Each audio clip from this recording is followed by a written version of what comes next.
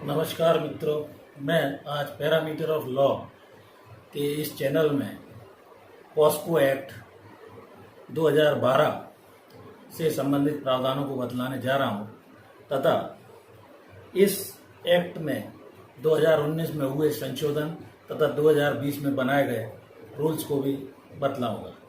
मित्रों, POCSO act का अर्थ है prevention of child from sexual offences, अर्थात बच्चों को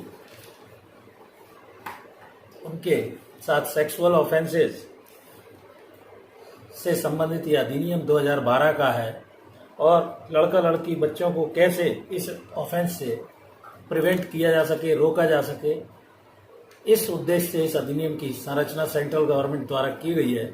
बच्चों के साथ सेक्सुअल एक्सप्लॉयटेशन ना हो, सेक्सुअल एब्यूज ना हो और पोर्नोग्राफी आदि ना, उनके साथ किसी भी तरह की छेड़छाड़ ना हो।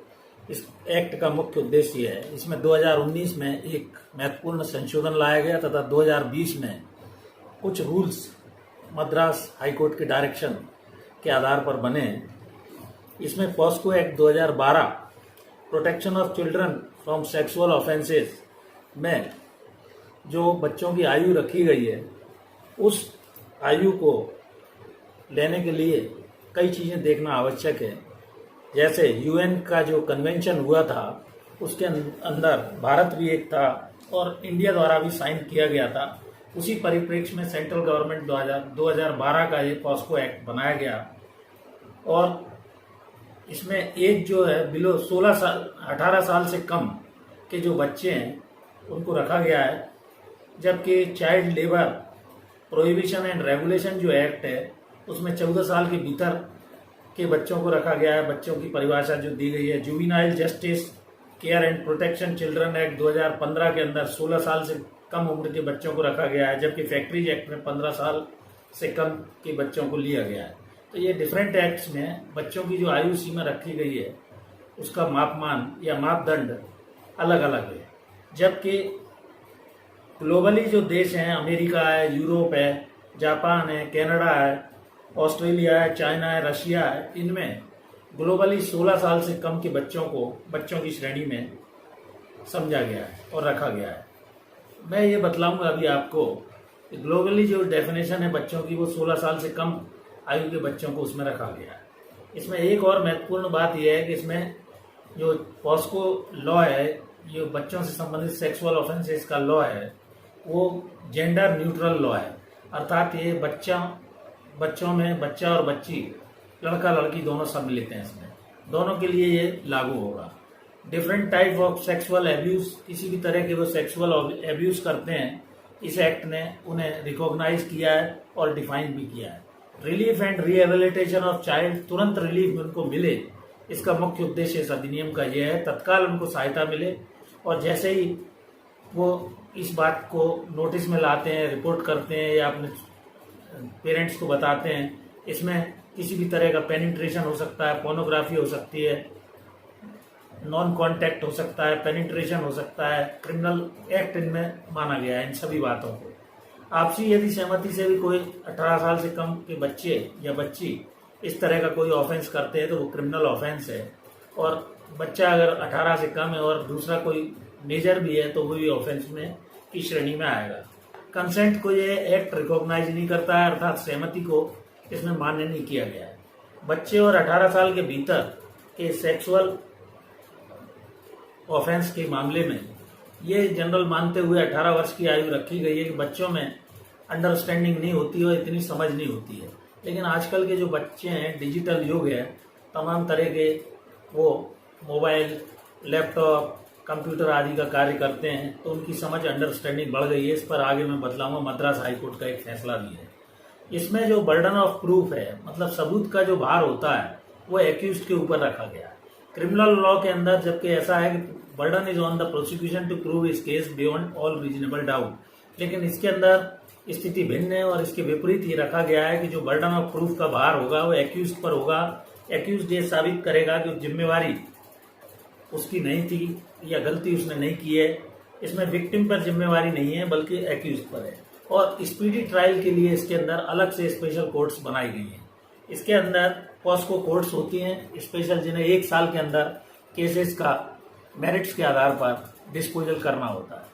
1 वर्ष के भीतर disposal ministry of law and justice ने इस बारे में ये व्यवस्था दी है कि स्पीडी ट्रायल हो, फास्ट ट्रैक टाइप की कोर्ट्स हो, FTSCS, इसमें 1023 के करीब कोर्ट्स अभी बनाई गई हैं, जिसमें रेप और पॉस्को, वुमेन से संबंधित और बच्चों से संबंधित मामले हर जिले में ये रखी गई हैं, जिसमें 389 डिस्ट्रिक्ट में इन्होंने ट्रायल बेसिस पर इसको चालू किया है 389 जिलों में, जिन जिलों में 100 से अधिक मामले हैं उसमें ये स्पेशल कोर्ट्स पॉस्को एक्ट के नाम से चलेंगी। सेंट्रली ये स्पॉन्सर्ड स्कीम है, जिसमें 60% फाइनेंस सेंट्रल गवर्नमेंट देगी और 40% कंसर्निंग जो स्टेट है उसको देना होगा। पॉस्को रूल्स भी 2012 के बाद 2019 में इन्होंने पहले एक्ट में संशोधन किया और 2020 के पॉस्को रूल्स बने हैं। बच्चों के इसमें जो टच में आते हैं या कांटेक्ट में आ रहा है उस स्टाफ का मैंडेटरी इन्होंने पुलिस वेरिफिकेशन कराना आवश्यक बतलाया है इसमें।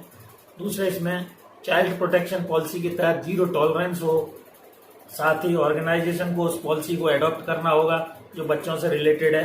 पीरियोडिक उसमें ट्रेनिंग होगी इन लोगों की जो बच्चों से संबंधित हैं।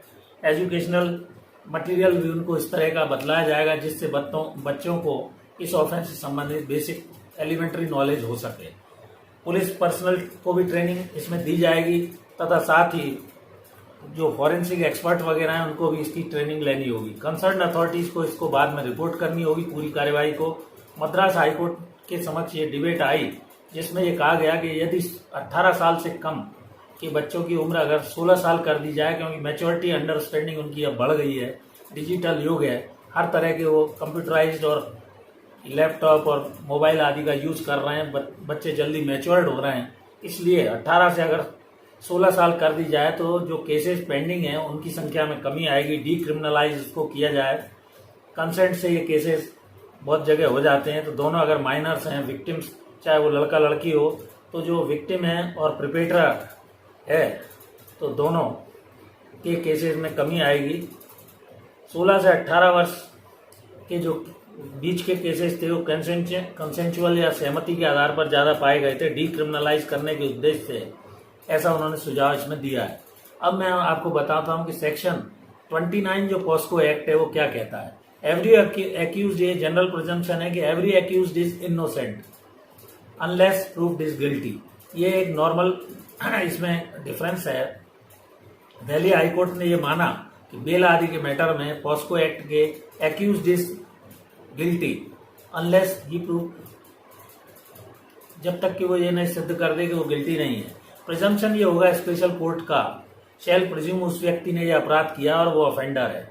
24 साल के एक लड़के ने इस केस में किसी 17 साल की लड़की से फिजिकल रिलेशन बनाए थे। ट्रायल कोर्ट से उसकी बेल रिजेक्ट हुई थी। हाईकोर्ट ने कहा कि ट्रायल की स्टेज पर अर्थात चार्ज लगने के बाद शैल presume that accused is guilty of an offence unless he proved he is an innocent.